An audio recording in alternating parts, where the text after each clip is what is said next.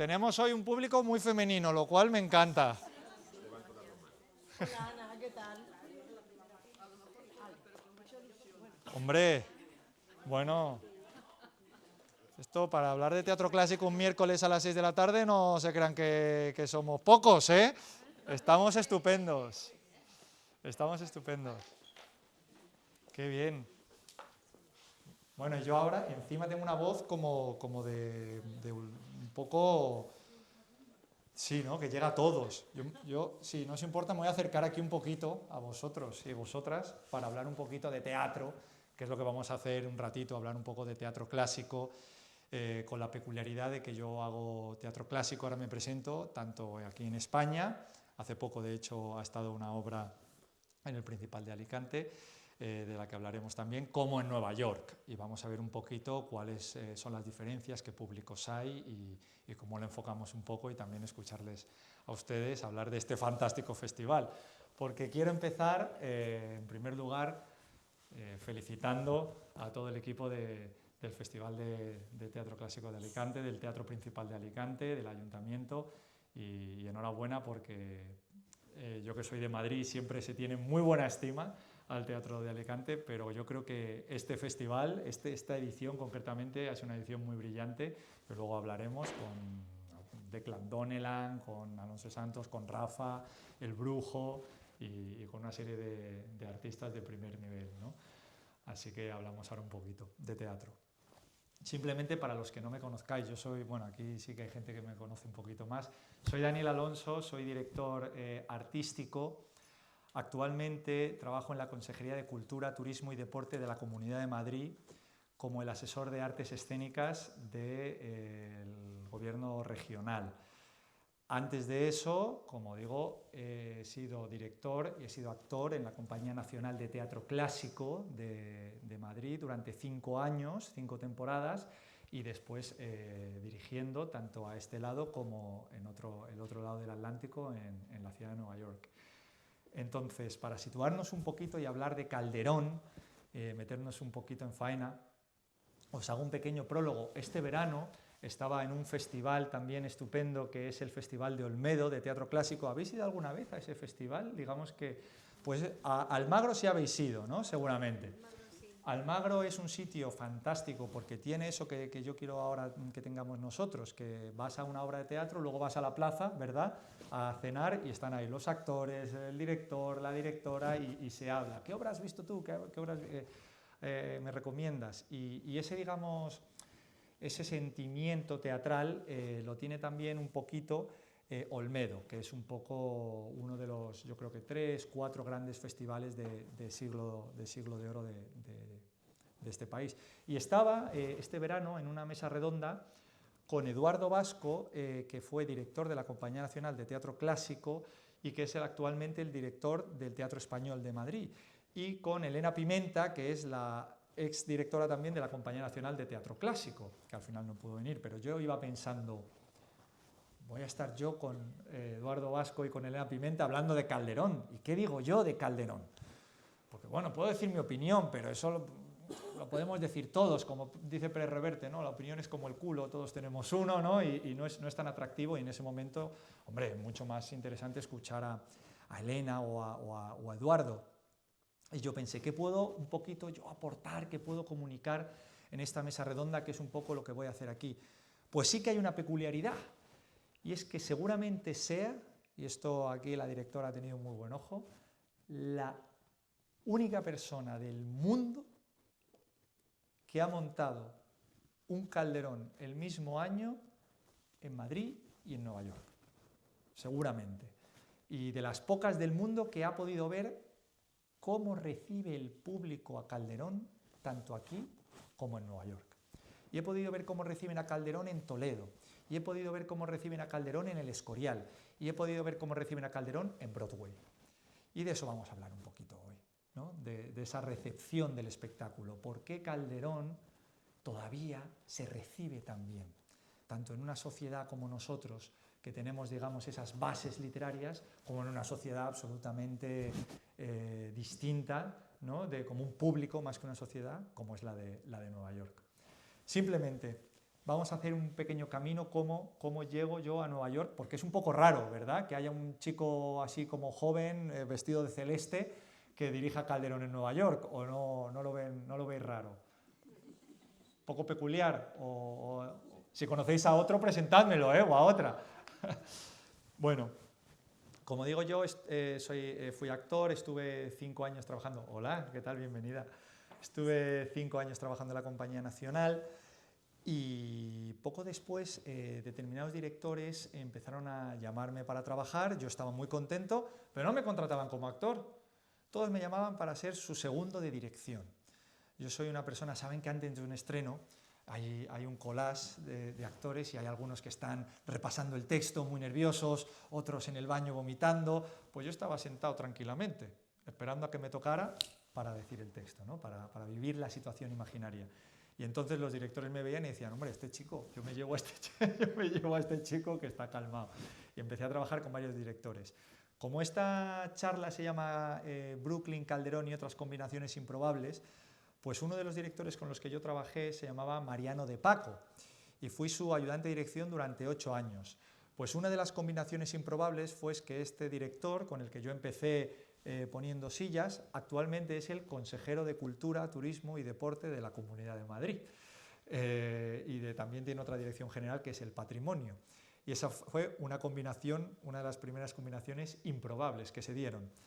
Este director, del que yo era su ayudante, fue a dirigir a Puerto Rico, porque, no sé si sabéis, que la Universidad de Puerto Rico, hombre, mira, hola, la Universidad de Puerto Rico tiene una larga tradición teatral, sobre todo en teatro clásico, porque hay un gran maestro, y ya sabéis que cuando hay un gran maestro en los sitios, pues entonces pueden sembrar y pueden brotar, ¿no? Esos brotes verdes. Se llamaba Dean Sayas. Con este maestro se hacían festivales de teatro clásico, digamos, con un toque internacional en Puerto Rico. Y una vez llamaron a este director, Mariano de Paco, de quien yo era su ayudante de dirección. En ese caso no pude ir, pero él hizo una obra de teatro que gustó mucho a un productor de Puerto Rico, que ¿dónde vivía? En Nueva York. En Nueva York, no sé si lo sabéis, pero hay una gran comunidad hispanohablante. De hecho, prácticamente la mitad ya de la población habla español casi como primer idioma. Este productor vio la obra de teatro que había hecho Mariano, el clásico El Caballero de Olmedo, y dijo una frase que a ver si ustedes están de acuerdo. Y es que mientras que nosotros sentimos a Lope de Vega, a Calderón, a Cervantes como nuestros autores, igual que hacen los ingleses con Shakespeare, los franceses con Molière, hay una gran facción de público hispanohablante de Centro y Sudamérica que no sentía esos autores como suyos, por problemas a lo mejor políticos, por problemas históricos, por dificultades, digamos, de opinión. Y yo entiendo que esas dificultades y esas diferencias pueden existir, faltaría más, pero los autores hispanohablantes del siglo de oro son los grandes autores del español. Son nuestros Messi y nuestros Cristiano Ronaldo. Y entonces él dijo a Mariano de Paco, Mariano, yo quiero que llevemos estos autores a Nueva York y que todo el público latinoamericano de Nueva York sienta a estos autores como suyos, como sus autores. Y entonces Mariano de Paco dijo, estupendo, con una condición, me tengo que llevar a mi segundo de dirección, que es un chico que se llama Daniel y es muy buena gente. Y dijeron, bueno, pero es que nosotros tenemos un equipo en el teatro de Nueva York y tenemos nuestros asesores y tenemos nuestros ayudantes. No te preocupes, tú solo págale el pasaje que él ya se buscará la vida. El primer año que fui, dormí en Brooklyn en una habitación que alquilé a un chico que tenía hepatitis. Tuve que ir con un vaso y un plato de plástico, comiendo solo en mi plato para, digamos, intentar tener el menor contacto porque no había ningún tipo de repercusión económica.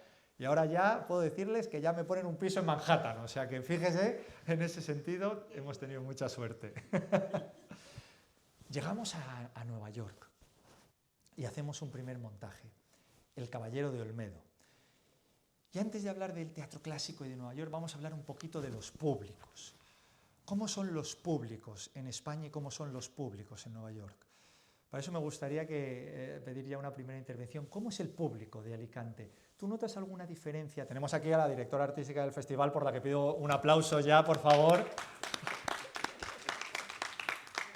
Y quiero preguntarte, ¿tú notas diferencia en el público que va regularmente a la programación regular con el público que va al teatro clásico? ¿O hay una mezcla entre ellos?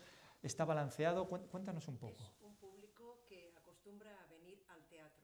Dentro de la programación nuestra de todo el año es un público de teatro.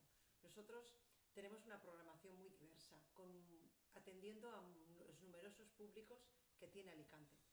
Entonces, para mí, el público que viene al clásico es público que no acostumbra a venir mucho a la programación ordinaria o es habitual de teatro. Efectivamente. Ese es el público que yo veo en el teatro clásico. Has dado en el clavo, porque yo actualmente en la Consejería de Cultura, Turismo y Deporte nosotros gestionamos unos teatros muy grandes que se llaman los Teatros del Canal, no sé si les suenan, tienen 3 salas, una de casi 1000 butacas, una de 500 y una de 100. Y entonces estos teatros del Canal se habían convertido en unos teatros de, digamos, la punta de lanza de la modernidad, pero eran unos teatros de tribus urbanas. Es decir, unos teatros en donde viene Angélica Lidl y llena 5 días, viene un músico muy peculiar y llena otros 5 días, pero no teníamos una base de espectadores, que es un poco en lo que estamos trabajando ahora. Pues efectivamente, el teatro clásico en Nueva York era una pequeña tribu urbana de un público un poquito académico, de un público de los college, de las universidades. Digamos que hay 2 grandes universidades en Nueva York que se llama NYU y CUNY, que es la universidad, bueno, son como la Complutense, la Autónoma, como las 2 grandes universidades de allí, y era, digamos, lo que arrastraba más público, el público académico. Pero era un público tribal, un público nicho, y queríamos un poquito extender ese público, porque ¿qué hay más bonito que ir al teatro o ir al cine y preguntar qué echan hoy? ¿No? Ese es el público que queríamos trabajar tanto en Nueva York como en Madrid, sin perder esas tribus, porque hay teatro para todos, y también hay un teatro post-vanguardista, muy moderno, que a veces no lo entendemos, pero que hay mucha gente que lo entiende y le encanta, y estamos en el Museo de Arte Contemporáneo, y muchas veces el arte no se tiene que entender, se tiene que disfrutar, se tiene que sentir muchas veces, ¿no? Sin embargo, en el teatro clásico, digamos que la partitura que escribe Beethoven, la partitura que escribe Mozart tiene una gran fuerza, y si no la entendemos, perdemos ese público, digamos, de la calle, y nos vamos solo a un público muy académico. Y hacemos, ahora que no nos oye nadie, aunque nos están grabando, una obra un poquito rollo del Siglo de Oro, que se han hecho muchas y no pasa nada. Pero para dar ese pequeño paso, ¿no? Tenemos que intentar ahondar un poquito en Calderón, y ahora hablamos de ello. Ahora hablamos también un poquito del debate, y hablamos entre todos entre lo clásico y lo moderno, que es un debate que a mí me parece un poquito naif y un poquito universitario, y luego hablamos de por qué, ¿no? De por qué la gente cuando hace teatro que es un poquito más, que no encaja tanto con los espectadores, dicen, no, pues es que no lo han entendido, ¿no? O no, es un poco el traje nuevo del emperador, ¿no? O yo soy tan moderno que si tú no lo ves es que no eres moderno, ¿no? Hablamos un poquito de ese debate que no lo veo yo tan interesante. Bueno, estamos en Nueva York, estamos haciendo Lope de Vega. ¿Y qué pasa? Después de 3 o 4 montajes, resulta que el director con el que yo trabajo, Mariano, ¡pum!, le hacen consejero de la noche a la mañana. Y entonces me llama a Nueva York y me dice, bueno, ahora este hombre no puede dirigir porque tiene una agenda, vamos, consejero es como un ministro prácticamente, sobre todo en una región con 7 millones de habitantes, ¿no? Dani, encárgate tú de la dirección artística del teatro, lleva ya con nosotros muchos años. Y este paso yo además estoy muy agradecido al productor, a Che Oliveras, de que lo diera, porque era un paso natural que pudo no darse y se dio. Bien, hablábamos de los públicos. ¿Qué es lo más famoso en teatro en Nueva York? ¿Qué barrio? Broadway, efectivamente, Broadway. Y entonces, ¿han ido ustedes alguna vez a Broadway? Bueno, pues es impresionante, pero impresionante. Ahora han hecho hace unos años Moulin Rouge. Bueno, vamos, es todo, que fui yo hace poco con Clara, con mi pareja, es impresionante. ¿Y por qué las obras de Broadway aguantan tanto? 20 años. ¿Por qué? Porque un público de turismo. Porque el público es infinito, efectivamente. Porque es un público en un 95% turista. Y la venta de entradas baratas cuando no llegan al teatro. Efectivamente, hay una aplicación que se llama Today Tix, que lo que hacen es que venden entradas más baratas, aún así son carísimas, pero entradas más baratas de último minuto. Pero efectivamente han sabido reconocer el mercado y hacer unos espectáculos que no es que sean malos, porque muchas veces asocian la palabra comercial a algo malo, como si fuéramos unos snobs que estamos por encima, ni mucho menos, pero han sabido reconocer el público turista. Ese modelo lo está copiando ahora, por ejemplo, Madrid con la Gran Vía, con el Rey León. Yo he ido a verlo, el Rey León es espectacular, pero efectivamente no da para llenar todos los días con el público de Madrid. ¿Qué pasa? Que ya llega la gente y dice, hombre, vamos a la Gran Vía a ver un musical. Madrid se ha convertido en la tercera ciudad del mundo con más musicales. ¿Y en español? Bueno, en español la primera, desde luego. Bueno, y entonces, ¿qué pasa? El público de Nueva York, ¿qué teatro va a ver? Si Broadway, hombre, va a haber musicales, pero ¿cuándo va a haber otro teatro? Pues va a haber un teatro que se llama Off-Broadway, fuera de Broadway, que es un teatro un poquito, pues, más especializado, o un teatro, digamos, más para público genérico, no tan espectacular. Hay varios barrios con teatreros, por decirlo de alguna manera. Uno está en Broadway, que es la parte oeste, pero digamos que el barrio más teatrero, que es el barrio de los artistas, se llama el East Village. ¿Se acuerdan de la serie Friends? La serie Friends está en el West Village, que es la parte oeste de la ciudad, pues en el East Village, la parte este, es donde están los teatros. En la calle donde está mi teatro hay, en mi calle, 11 teatros. 11. Son teatros de pequeño, medio formato, de unas 300 butacas aproximadamente. Y efectivamente son obras que están un poquito alejadas de ese sector turístico. Dicen ustedes, son obras off, como entendemos lo off, pequeñitas y tal. Les voy a decir quiénes han sido mi competencia en las obras que he dirigido en el teatro de enfrente de mi teatro, de la acera de enfrente, a 5 metros, donde están ustedes. Daniel Craig, 007, James Bond, hacía Otelo cuando nosotros estábamos haciendo teatro. Otro año Daniel Radcliffe, el actor de Harry Potter. Esas eran las competencias. Y dices tú, pero bueno, James Bond te puede llenar un teatro de Broadway fácilmente. Efectivamente, y lo llenan. Pero muchos de esos actores de vez en cuando les gusta meterse en Shakespeare, meterse en textos, digamos, un poquito más complejos para ese público que no es, digamos, tan turístico, que es para la ciudad de Nueva York. Y entonces es un barrio muy teatrero, ¿no? ¿Han visto La La Land, la película tan famosa que habla de Los Ángeles y de cómo se hacen las grandes películas? Pues hay una película en Netflix que les recomiendo, que se llama Tic Tic Boom, que además es del actor que hace de Spider-Man, que es como La La Land, cómo hacer las grandes películas en Los Ángeles, pero de cómo hacer el teatro en Nueva York. Y es muy bonito. Tic Tic Boom, se la aconsejo. Y es muy espectacular.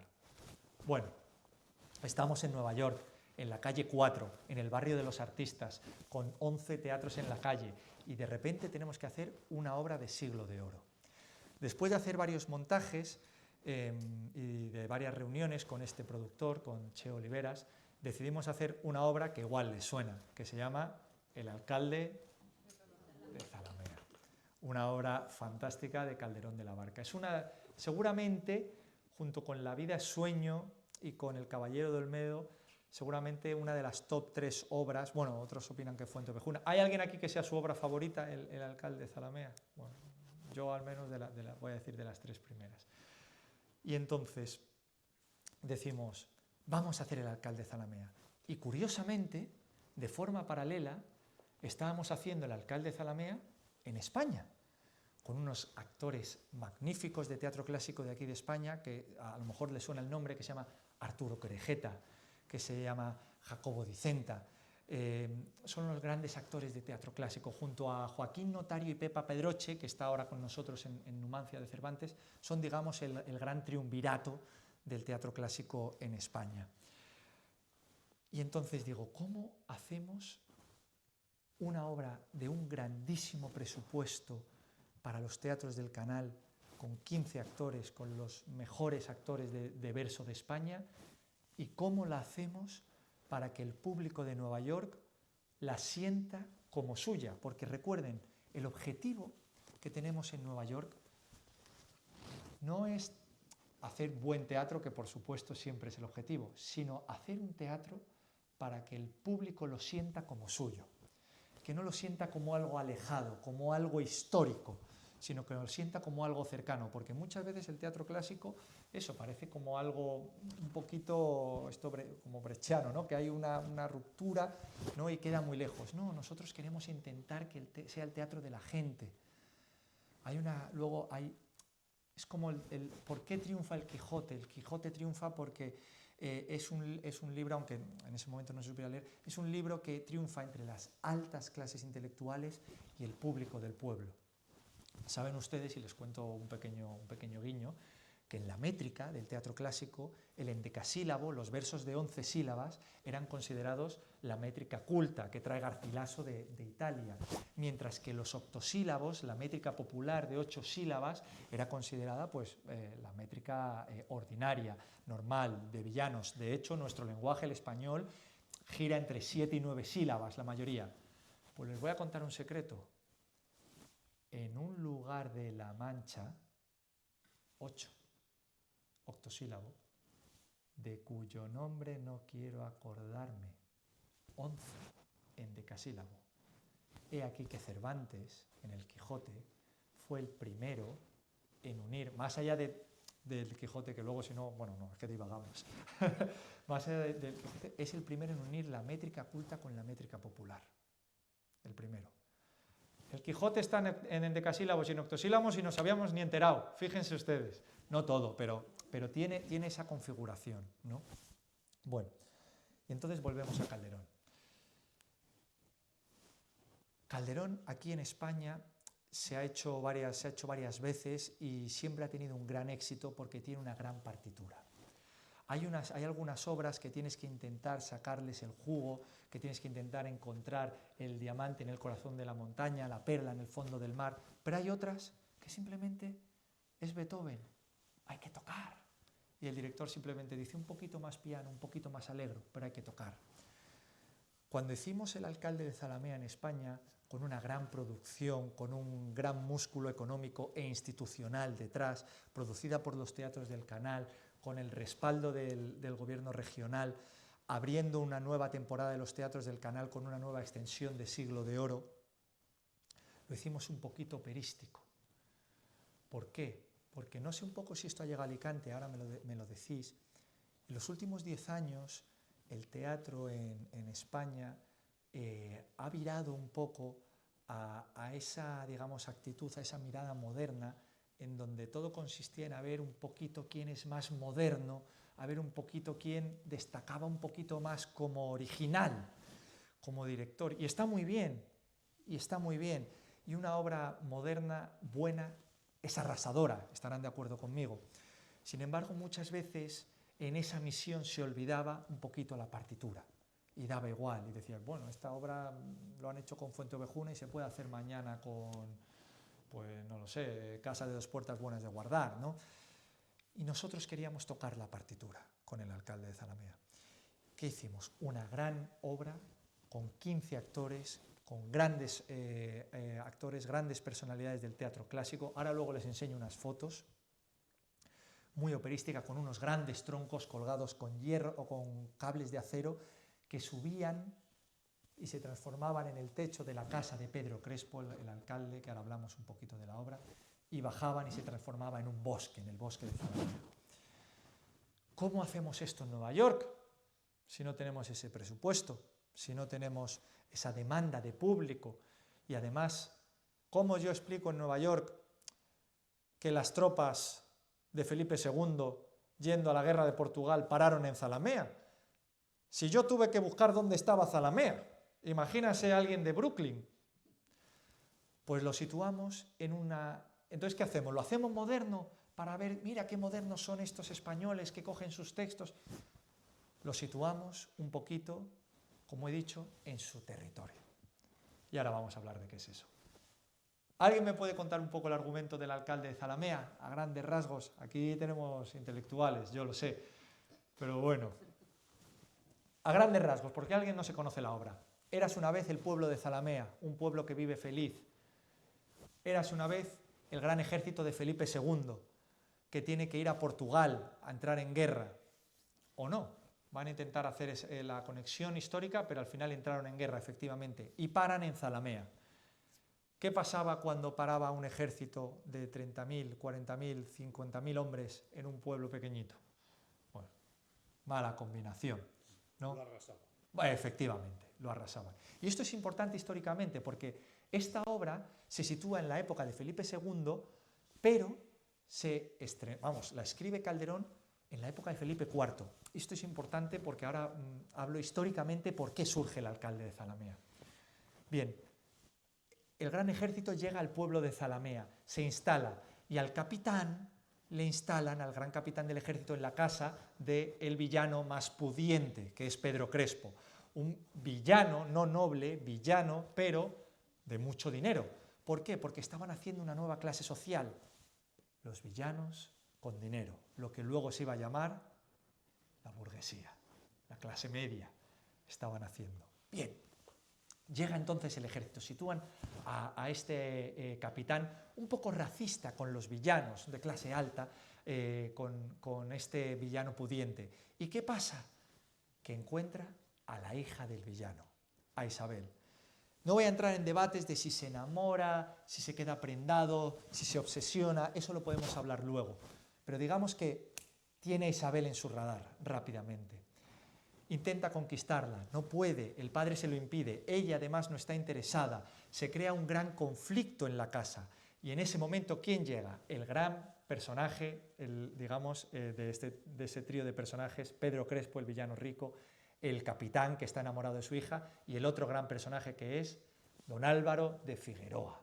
Bueno, que se llama Lope de Figueroa, no sé si lo conocen, que es el gran capitán de los ejércitos. Llega y ve que hay ahí una liada enorme. ¿Y qué hace? Capitán, fuera de esta casa, ya me quedo yo. Usted búsquese otro sitio y yo me quedo aquí y establezco la paz. Y ahí se podría acabar la obra, ¿no? Se ha resuelto ese conflicto, pero ¿qué pasa? Que el capitán no se da por vencido y sigue intentando conquistar a esta chica y sigue intentando ligársela, como diríamos ahora los de mi generación. Mientras sucede esta trama, hay otra trama paralela. Pedro Crespo, el gran villano pudiente, establece una amistad con Lope de Figueroa, el capitán de todos los ejércitos, llegándole a dar incluso a su hijo para soldado, para que se lo lleve. Va a terminar la obra, se va a llevar el ejército, todo ha terminado y todo está bien. El capitán ha intentado seducir a esta chica, no lo ha conseguido. Bueno, se acaba todo. Y llega el momento en donde el capitán tiene un monólogo precioso que les aconsejo leerlo, porque es uno de las perlas del siglo de oro, a la altura de los grandes monólogos de Segismundo, que es el En un día. Y cuando le dicen, si ya nos vamos mañana a la guerra, ¿qué más da en un día que vuelvas a ver a esta chica? Y el capitán dice, en un día el sol alumbra y falta, en un día se quiebra un reino todo, y va diciendo todo lo que pasa en un día, tiene el mar tranquilidad y tormenta, en un día nace un hombre y muere. ¿Y por qué en un día yo no puedo llegar y conocerla y estar con ella? ¿Y qué pasa? Pues como pasa en las obras del siglo de oro, la rapta y la viola, cuando ya se va el ejército. Después de esta violación, el padre jura venganza, pero ¿qué pasa cuando jura venganza? En ese momento le hacen alcalde, le dan la vara de la justicia. Y ustedes pensarán, problema resuelto. Si le hacen alcalde, ¿puede ejercer la justicia como le plazca? Pues no, la justicia, la vara, le pesa, es una responsabilidad. Y ya no puede él ejercer venganza personal contra el capitán, tiene que ejercer una venganza, tiene que ejercer justicia, venganza institucional. Y entonces él dice, bueno, capitán, sed preso. ¿Y qué dice el capitán? Que para él no es la justicia de villanos. Él está con el consejo de guerra, pero a él no le puede juzgar un villano. Saben ustedes que todavía hasta ahora arrastramos, no sé si hay alguien experto en derecho, la justicia, la justicia para todos que tenemos, y luego está la justicia militar, todavía existen los consejos de guerra. Pues es la primera obra en donde este alcalde de Zalamea ejerce el derecho civil en una figura militar. Y efectivamente lo mata. ¿Pero qué pasa? Eso trae consecuencias. ¿Quién vuelve? Su gran amigo, don Lope de Figueroa, que le han dicho que un alcalde, él no sabe que su gran amigo le han hecho alcalde, ha prendido a un capitán.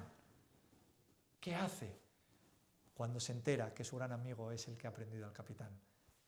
Tienen esa discusión entre el derecho civil y el derecho militar. Vos no tenéis jurisdicción, le dice. Después de esa gran pelea y cuando está a punto todo de llegar a las armas, ¿quién aparece en el siglo de oro que resuelve todo? ¿Quién es? Felipe II, efectivamente. ¿Y qué dice de Felipe II después de enterarse de todo? Que no importa errar de menos, que no importa errar en lo menos, quien acertó en lo demás. Y entonces se resuelve la obra. ¿Por qué? Bueno, me he metido este rollo, a lo mejor todos os sabéis la obra del alcalde y nos hemos metido este rollo. Bueno, muchas gracias, Isabel.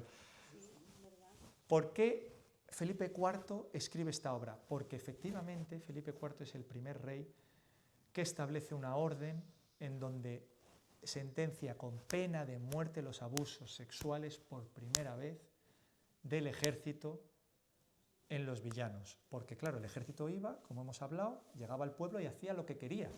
Y los villanos no podían hacer nada ante eso. Pero ¿qué pasa? Que ahora el ejército, ¿quién lo financia? Los impuestos de los villanos. Amigo, y dice esa clase media Felipe IV, yo te pago los impuestos, pero si viene tu ejército y aquí saquea, viola y todo, nanay de la China, no pago nada. Y es Felipe IV el primero en hacer esa ley. Fíjense ustedes. Bueno, ya vamos a terminar, que yo ya he hablado mucho, ahora tenéis que hablar vosotros. Esa obra que estás con, o sea, como el alcalde de Zalamea estás hablando, ¿cuando la hiciste en Madrid o cuando la hiciste en Nueva York? Ese es el argumento de la obra. Sí, ya lo sé, Sí.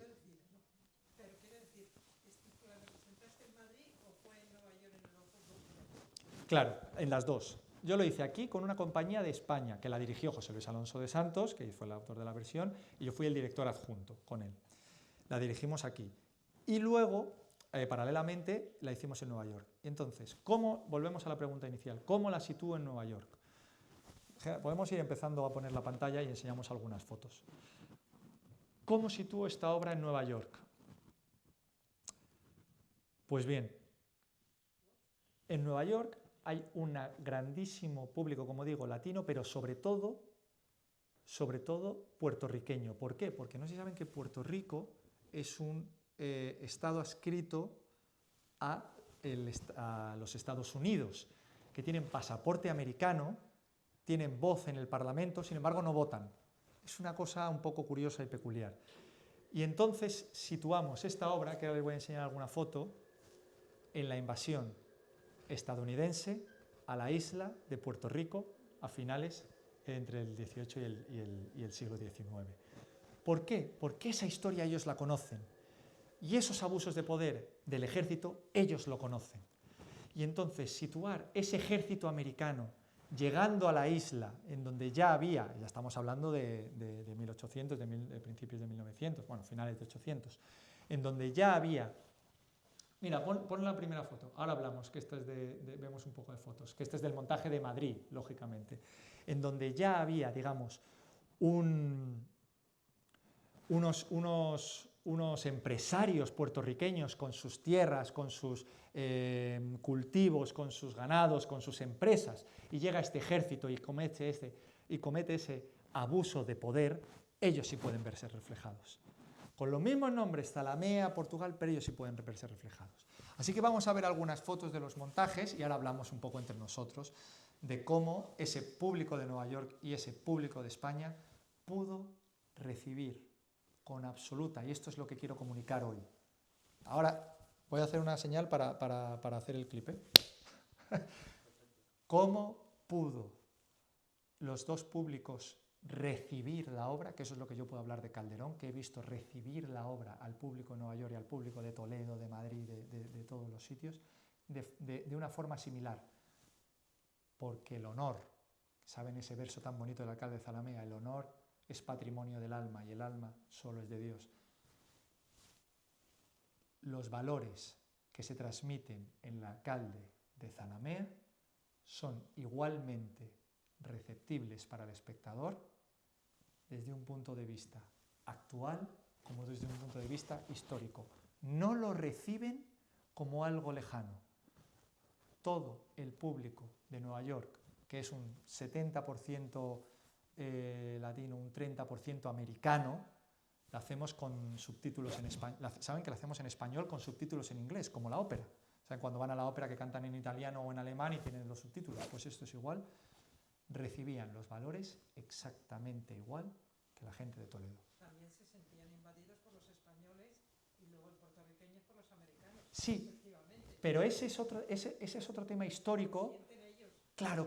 La invasión la sienten ellos. Claro, pero nosotros que no sentimos digamos, no teníamos esa invasión, porque nosotros vemos la obra históricamente, como la vemos aquí, sí que vamos al conflicto, que es el conflicto del honor, que es que no puede una figura de autoridad, no puede cometer un exceso de autoridad, no puede un capitán violar a una chica, no puede un político robar impuestos, no puede una persona con poder humillar a una persona sin poder. Y ese mensaje, seas americano, seas de Puerto Rico, seas de Alicante o seas de Madrid, se recibía perfecto. ¿Por qué? Porque la partitura de Calderón era perfecta. Ahora vemos unas fotos y hablamos un poco también del festival que quiero hablar con ustedes. Este es el montaje que hicimos en Madrid, con un ejército. Claro, aquí teníamos ejército, ¿no? Rebolledo, que este actor se llama Jorge Basanta, un grandísimo actor.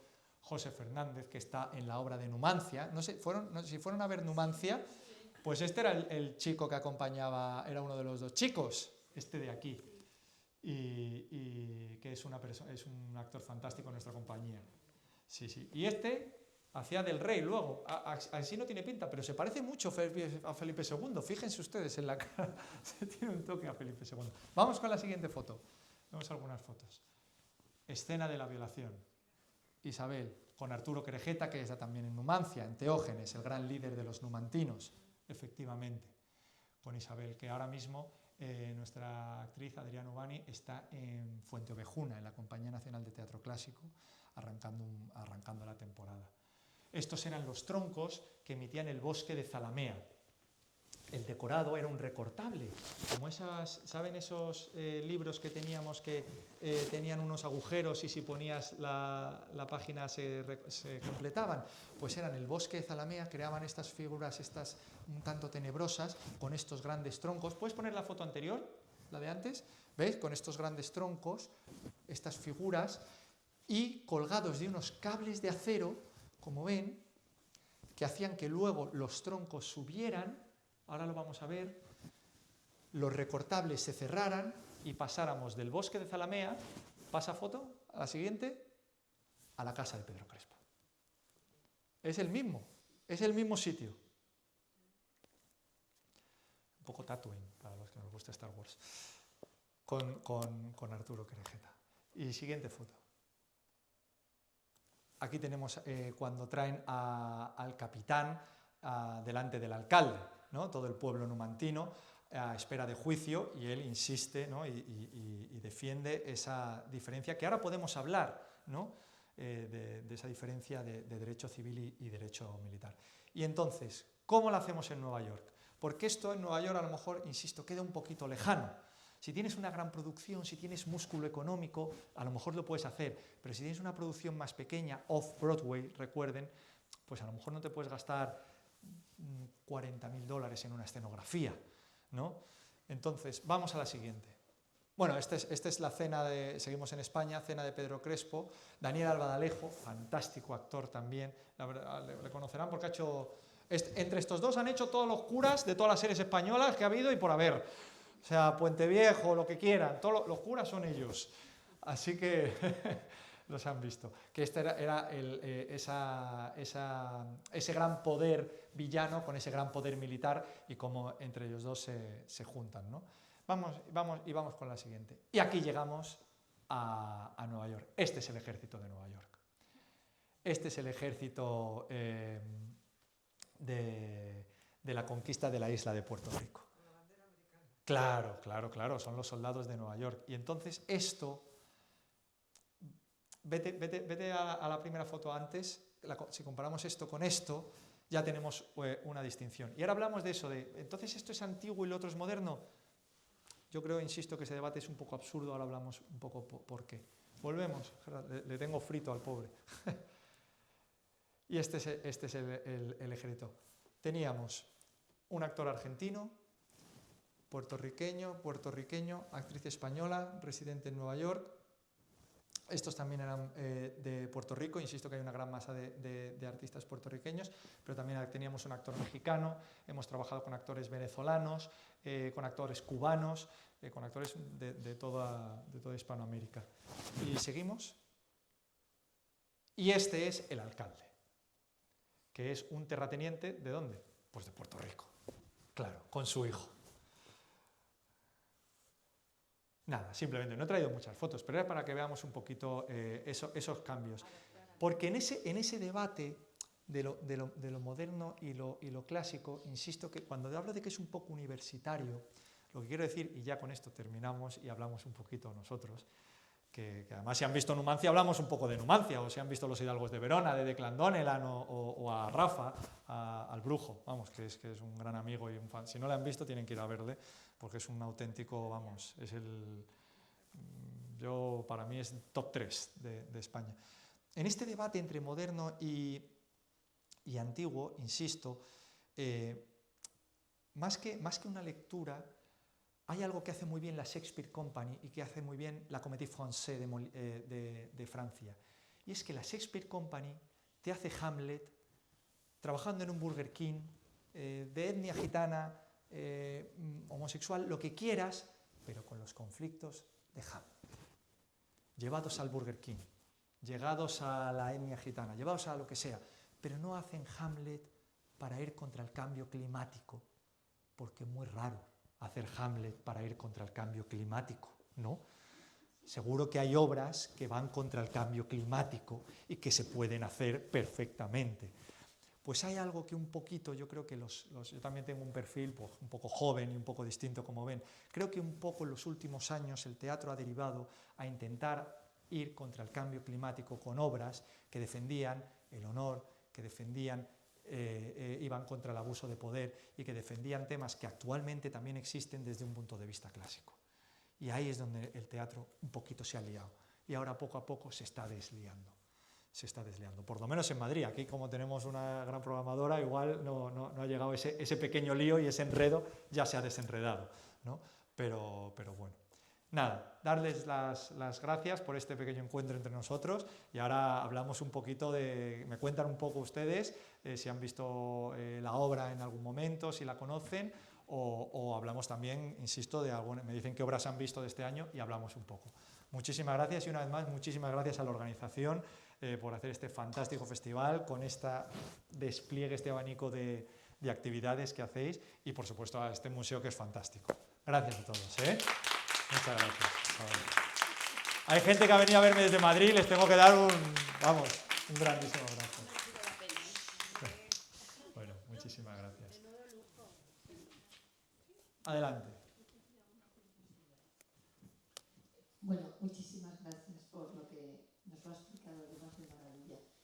Yo tengo una pequeña curiosidad. Cuando han hecho la obra en Nueva York, han dicho que había de Puerto Rico, mexicanos.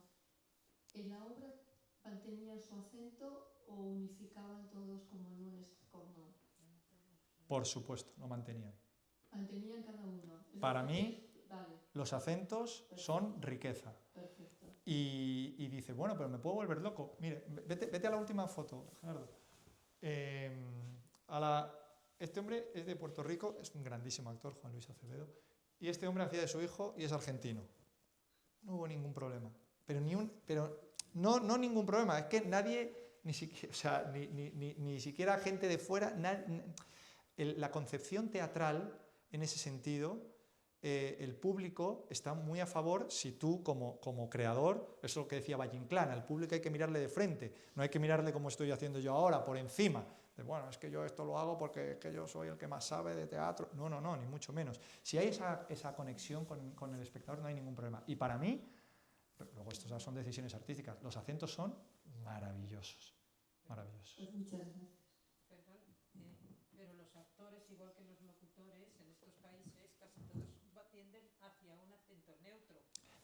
En cine y en televisión, no en teatro.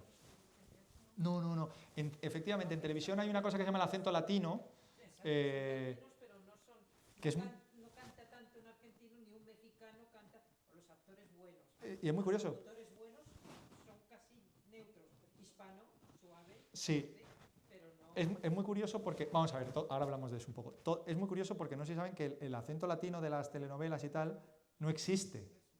O sea, es una mezcla artificial de los acentos, pero nadie habla así, como bien has dicho tú. Es una cosa artificial, impuesta, ¿no? Todos ellos pueden hablar con acento neutro, más o menos. Pero en mi caso es que lo que yo quiero es acercar el teatro clásico a los hispanoamericanos. Entonces, lo que faltaba es que le diga no pongas tu acento. Lo que quiero es que ellos sientan, y lo que estamos de acuerdo nosotros en Nueva York, en la comunidad, es que en 1600 no existía México, existía el Reino de España. Luego podemos entrar en cuestiones, insisto, políticas, históricas, pues a mí eso no me gusta, pues a mí eso sí me gusta, pero hay algo que es bueno, y es que Lope de Vega cuando escribía, hablaba de las Indias como nosotros, o sea, como su vecino, ¿me entiendes? Tenemos autores, Juan Ruiz de Alarcón, que nació en lo que se conoce México, luego ya se trasladó a la península, Sor Juana Inés de la Cruz. Hay autores que nacieron en América, propiamente americanos, que escriben en español, y lo que nosotros intentamos hacer es eso, es que sean suyos, que sean sus autores. Como lo siente un americano de Shakespeare, no tanto como un inglés, pero también lo siente. Dice, Shakespeare es el autor del inglés, y yo hablo inglés, es mi autor. Entonces sí, respondiendo a la pregunta, para no irme por las ramas, cada uno con su acento. Fantástico, fantástico. Pero teniendo en cuenta que ellos también tampoco pronuncian el argentino canta, el actor bueno en el escenario no canta tanto. Bueno, claro, no va a decir, che, boludo, papá. sobre todo porque hay una métrica, claro, hay una partitura, hay una métrica. Entonces, si no me haces ABBA en octosílabos, te estás cargando la redondilla. Si te cargas la redondilla, yo soy un artista, ahora soy un gestor, pero bueno, que tengo siempre en mente que ha llegado Netflix, que han llegado las redes sociales y que entonces la recepción del público cambia y eso es así, queramos o no. Sin embargo, he estado 5 años en la Compañía Nacional de Teatro Clásico y soy más papista que el Papa.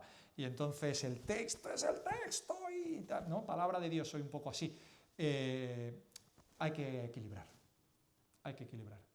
Que llegue a los espectadores con sus acentos, con tal, pero hay que un poco hacer ese verso, esa partitura, porque si en vez de tocarme la quinta de Beethoven me tocas la de Mahler, pues yo como espectador me despisto, no lo entiendo.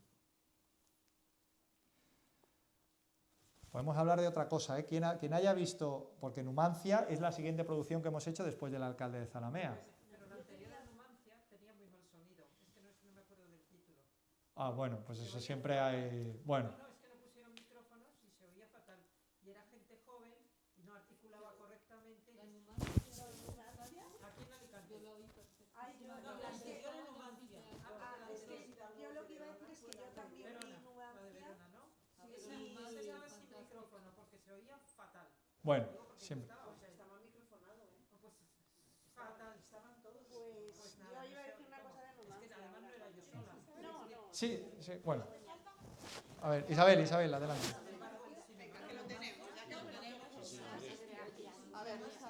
No, pero los... No, yo justo iba a contar una cosa de Numancia, que es que, o sea, me pareció más que una obra de teatro, un espectáculo. Yo no voy tanto al teatro como me gustaría, a veces me gustaría ir más. Pero justo con esa obra hacía tiempo, por no decirte, no recuerdo yo, todo el público de pie. O sea, tenía una puesta en escena alucinante y efectivamente yo sí lo oí muy bien. No, Numancia sí. No, ella es la anterior. Ah, Sí. discúlpame. Perdón. Bueno, pero más allá de eso, que efectivamente a veces hay peculiaridades y hay recepciones que son un poquito mejores y un poco peores, Numancia, hablamos un poquito, y Numancia es un Cervantes que es un verso muy primitivo y muy complejo. Si de aquí alguien de ustedes se lee Numancia, el original de pe a pa, yo le invito a cenar. Porque yo lo he hecho después de 3 o 4 veces de decir, esto no se puede hacer, esto no se puede hacer. Y ahí sí que hay una gran versión de Alonso de Santos, que es de los pocos, hombre, yo no soy objetivo aquí, ¿no? Pero es de los pocos autores que pueden escribir, pueden versionar sin que se le vea el plumero. Eso es de los pocos, de que pueden versionar y que parezca Cervantes, pero el verso cervantino de Numancia era muy complejo. ¿Y al brujo no le han visto? Sí. ¡Hombre! Fantástico, ¿verdad? Yo vivo en Madrid y le llevo viendo desde sus principios. Esta vez he visto que ya se repiten mucho en algunas cosas. Bueno, porque Rafa tiene un público, como hablamos, un nicho de público que está esperando sus chistes. Es como José Mota. Y entonces yo estoy esperando a que cuente que su padre trabajaba en una bodega y que es que era de vocación su trabajo. Entonces yo, como espectador, estoy esperando. Es verdad que eso genera que pueda haber otros... Sí. Pero es como las novelas de Reverte, tienen su estilo, y efectivamente, si eres muy de ese estilo canallesco, un poquito incluso grotesco de humor negro, pues te encanta, ¿no? Y si no, dices, pues bueno, este señor ¿qué hace? Pero bueno, les aconsejo porque Rafa, además de ser amigo, es... Imagino que al salir y venir a provincias no le importa repetir mucho de su... No, en Madrid lo hace igual y a diario. Sí, no, y es digamos el último, yo siempre le llamo el último juglar.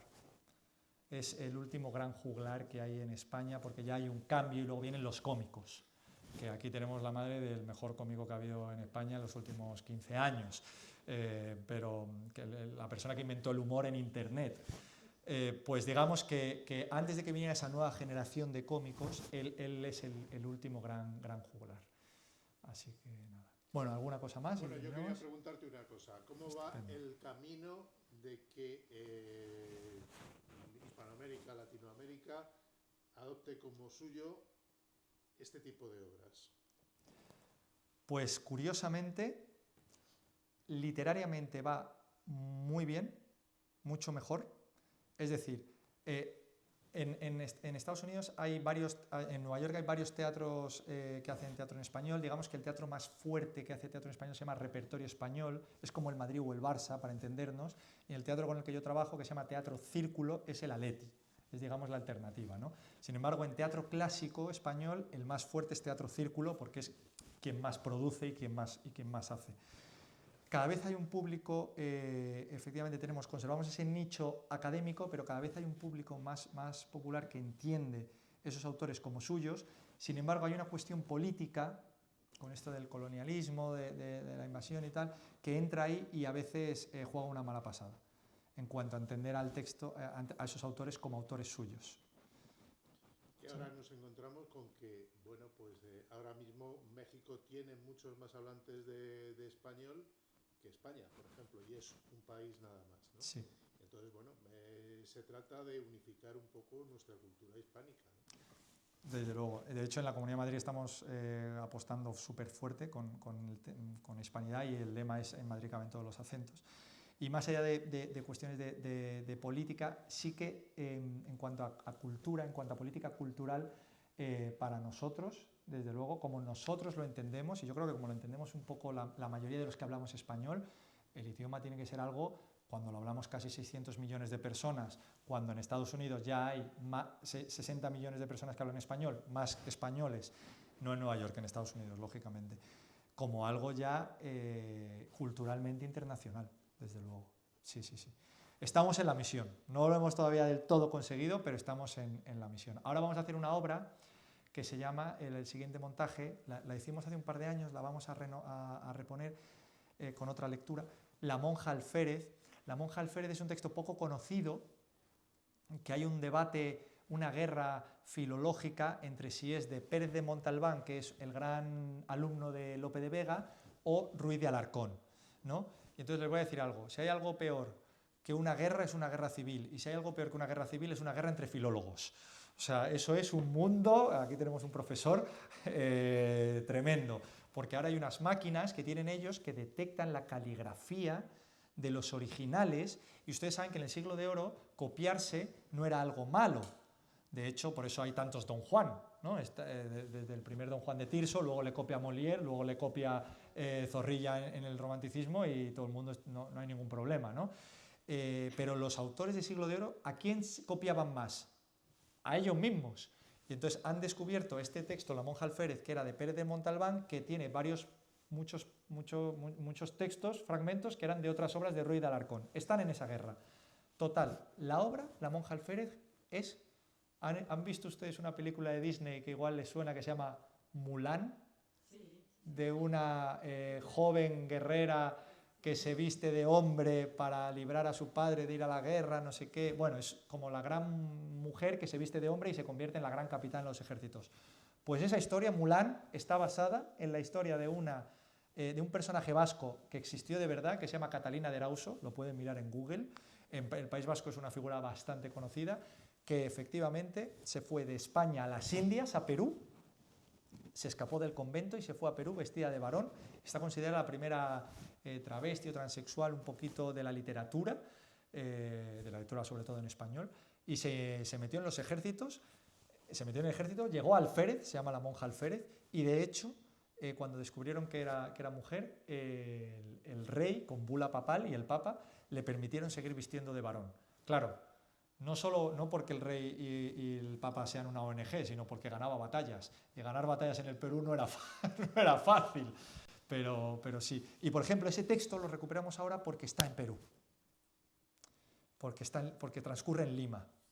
Y queremos un poquito pues, hacer ese acercamiento. Pero sí, muchas gracias, Antonio. ¿Alguna más y terminamos? Adelante. Bueno, en primer lugar, muchísimas gracias por esta ilustración de lo que haces tanto en Madrid como en Nueva York. Una pregunta que yo me estaba haciendo es, pensando en el público, ¿qué pasaría si este montaje neoyorquino se pone en Madrid y el de Madrid en Nueva York? Pienso en el público. Sí.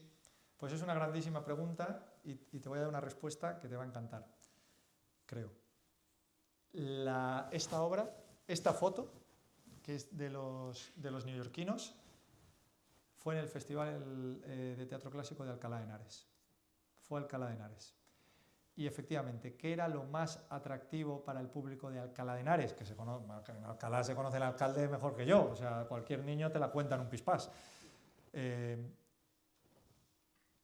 Para el público conocedor de la obra, lo más interesante era ver cómo los americanos la situaban en América, en Puerto Rico. Efectivamente, ese cambio cultural.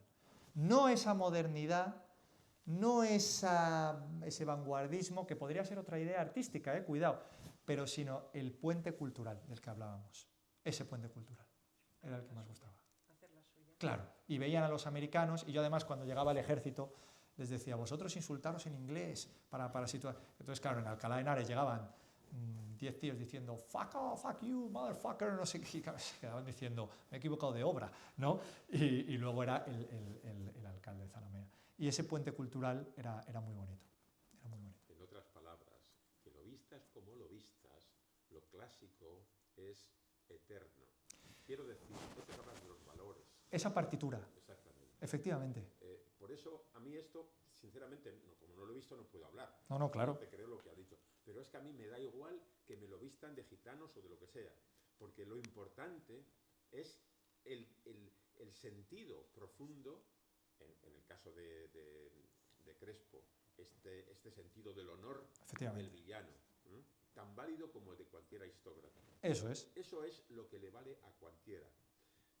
Una de las cosas que a mí me sorprende más del teatro clásico, yo he montado esta obra 2 veces, es que, o sea, puedo hablar un poco de ella, pero lo que siempre me ha sorprendido es que cuando alguien la monta, siempre se sitúa en algún sitio, pero nunca en el momento en que se hizo. En otras palabras, todavía no he visto ninguna obra de Calderón, sinceramente, y voy cada año al Mago 2 o 3 semanas, pero nunca he visto un montaje del Siglo de Oro tal como se hacía en el Siglo de Oro, para ver si subsiste eso. Bueno, pero es que eso es muy interesante, pero me trae una pregunta y una afirmación. Primero, ¿cómo se hacía en el Siglo de Oro?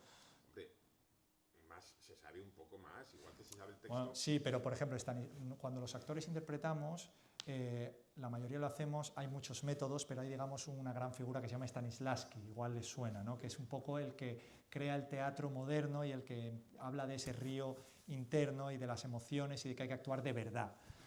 Bueno, ahora nosotros vemos a Stanislavski en vídeos y vemos a Margarita Xirgu en vídeos actuando y te parece, vamos, Esperanza Roy haciendo revista, ¿sabes? Comparado con Pepe Villuela plantado diciendo un texto o con José Sacristán. Es decir, que entiendo lo que dices, pero efectivamente es complejo saber cómo se hacía y es complejo traer, igual que las obras que duraban 5 horas o 4 horas y media, porque claro, al corral se iba a pasar el rato y a ligar y a etcétera, es complejo llevarlo históricamente, puramente hablando. Y además, no sé si podemos volver atrás, Gerardo, te pillo cuando puedas.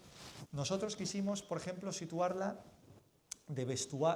situarla en 1500. O sea, la obra está escrita en 1600, pero habla de 1400, 1500, ¿no? de Felipe II. Vete a la primera. Y entonces, claro, dijimos, vamos a hacer un vestuario acorde. Bueno, lo hicimos y parecía eso teatro antiguo, no lo siguiente, de Gustavo Pérez Puig, porque si le pones la faldita al soldado, parece un poco del Museo La Casa Lope de Vega. Cuidado, y a mí me encanta el Museo Casa Lope de Vega, pero entonces es lo que digo, que ya estamos viendo algo histórico. Y yo no es que quiera traerlo, estoy de acuerdo contigo, no hace falta traerlo siempre, no hace falta cambiarlo siempre de época, como bien dices tú, pero es verdad que es que teatralmente hablando se pilla lejos. Y que va de bandido y que tiene aquí una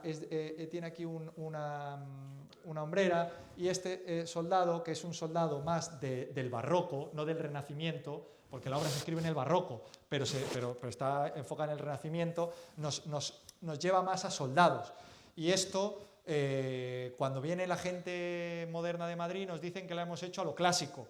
Imagínate, a lo clásico, con una hombrera, ¿sabes? Imagínate ya si lo ponemos con esos faldones y tal. Es complicado, pero sí, a ver si... Sí, es complicadísimo, pero igual... Yo, si tú la montas, voy a verla. Igual que hay otra cosa que te voy a sugerir. Igual que se explora... hace 3 años, una investigadora en la Biblioteca Nacional descubre un texto anónimo. Y dice, ¿y esto de quién será? Entonces, como hoy es fácil hacerlo, aquí tienes todo Lope en una memoria, aquí todo Calderón, aquí todo Tirso, tal. Lo meten todo y al lado meten esta obra. La habrás oído hablar de ella, la francesa Laura, sí, anónima. La han montado hace poquito. ¿Sí? No, yo no, pero la han montado en Madrid, sí. Sí. Yo la vi el año pasado yo la vi Claro. Resulta que es de Lope.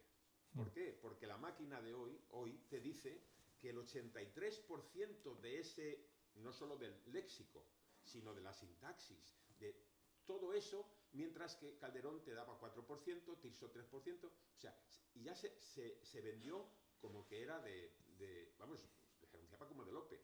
Todos sabemos que, porque desde que lo estudiamos, el Don Juan, el burlador de Sevilla, es de Tirso.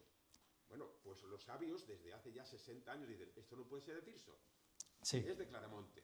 Y hoy la máquina te dice, es de Claramonte. Sí. Ya está. Pues igual que se explora la partitura, ¿por qué se está haciendo? La Universidad de Valencia ha hecho mucho sobre cómo se actuaba, cómo se decía el verso, cómo se montaban, o sea, lo que llamamos la escenografía, ¿no? ¿Cómo funcionaba aquello? Claro, pero yo, en ese sentido, sí que yo te voy a dar mi opinión de un chico un poco joven, y yo ahí tengo muchos debates. Para mí, mucha gente hace teatro diciendo, yo hago teatro y quiero hacer mi obra o una obra y quiero lanzar mis mensajes porque soy un artista, y es completamente lógico y válido, muy bien. En mi caso, yo también soy un artista y también quiero comunicar, pero hay algo que además ahora como gestor para mí es imprescindible, y es que el espectador vuelva al teatro, es que la obra guste. Es decir, a mí... luego dice, ¿por qué la gente joven no va al teatro? ¿Por qué tal? Porque están enganchados al móvil, tal, no sé qué.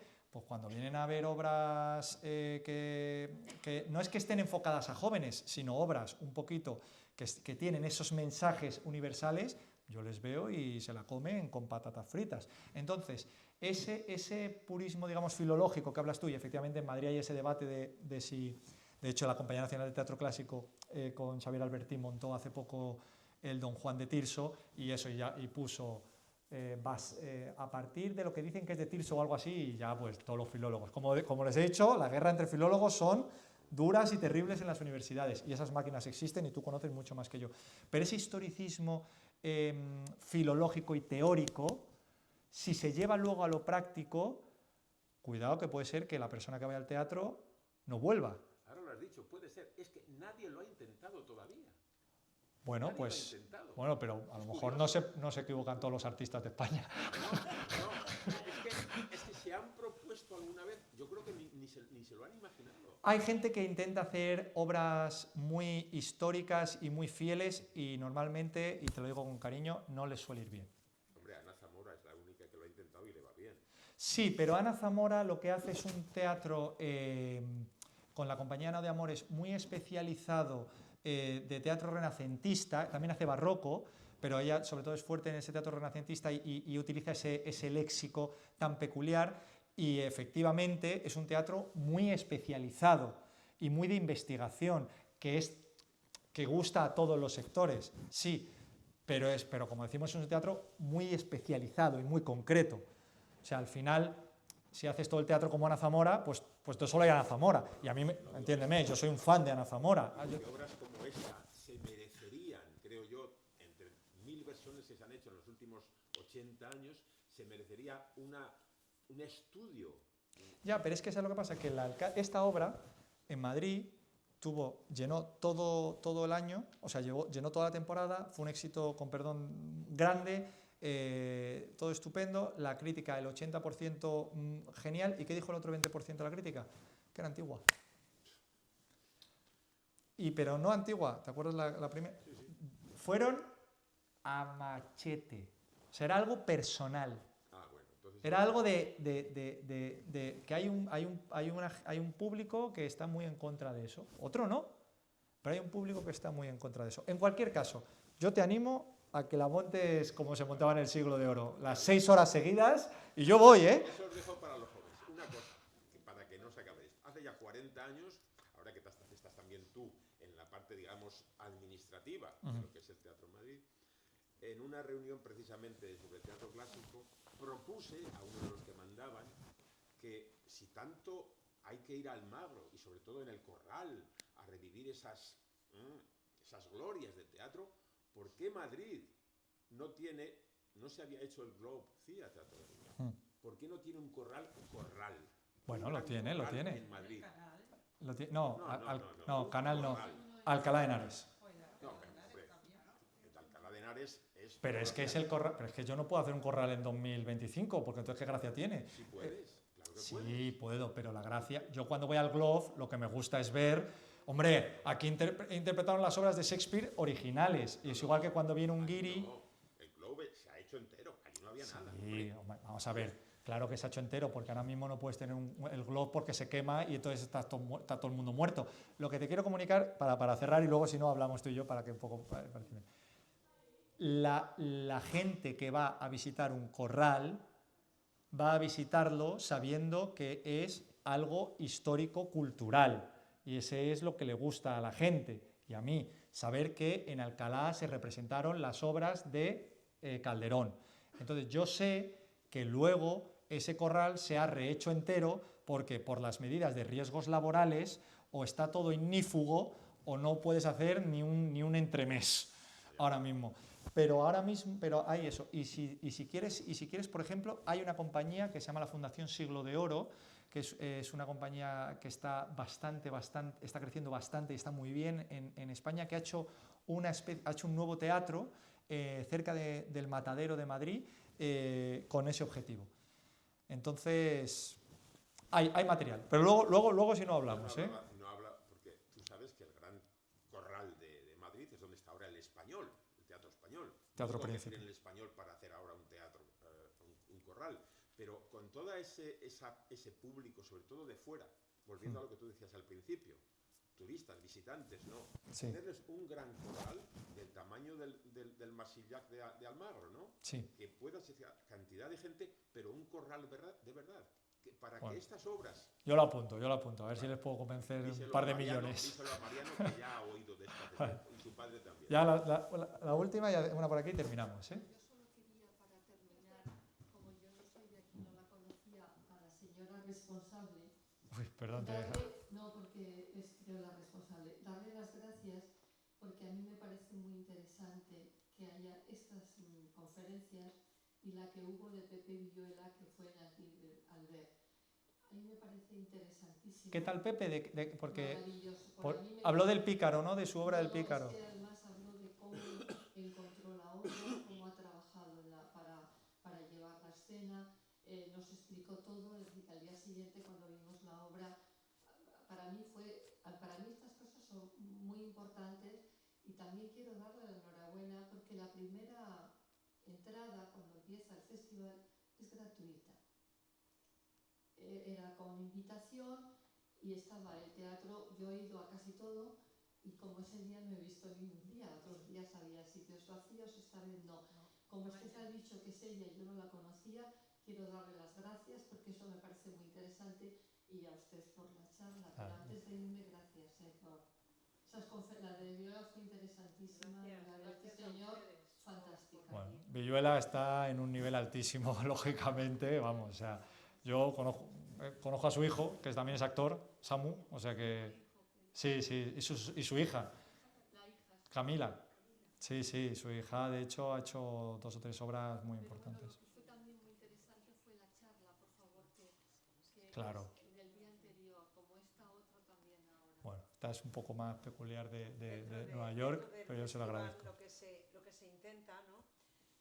Yo como directora artística, pero bueno, el ayuntamiento, que es quien lo organiza, es acercar el teatro clásico a distintos espacios de la ciudad, a que se pueda hablar de teatro clásico y a que, sobre todo, que podamos también compartir distintas profesiones dentro del teatro. Porque creo que es importante que conozcamos, el gran público, que las obras no caen en el escenario del principal y se hacen, ¿no? Un poco, pues el proceso de tu trabajo, el proceso de Pepe Villuela como actor para meterse y su estudio de ese personaje. ¿Porque él la dirige? No. No. Él la descubrió y la interpreta. Exacto.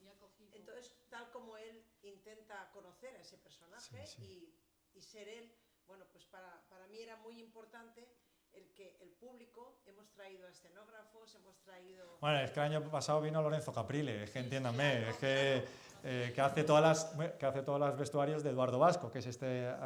Y Eduardo Vasco iba a venir el año de la pandemia. De la pandemia, sí. Entonces, bueno, pues eso es lo que pretendemos, acercar el teatro al público y que lo conozca desde dentro, que no es tan fácil ver montajes como El alcalde de Zalamea o como Numancia, sino es gracias al trabajo que hay detrás. Pues no hay mejor forma de terminar que así. Muchísimas gracias, de verdad, ¿eh?